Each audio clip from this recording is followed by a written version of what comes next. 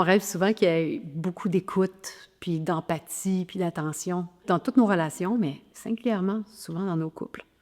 Il y a 2 obstacles que j'aimerais nommer, sur lesquels j'aimerais qu'on porte notre attention parce que des fois, on s'en rend pas trop compte. Le premier obstacle, c'est que des fois, j'ai un projet sur l'autre personne.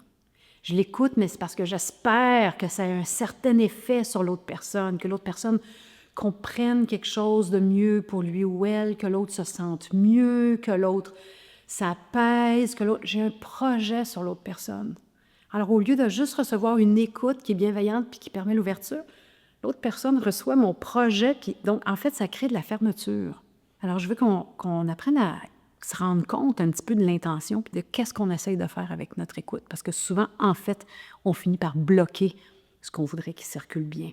L'autre chose qui arrive aussi quand on commence à adopter le langage des sentiments, des besoins, on essaye de nommer le bon besoin.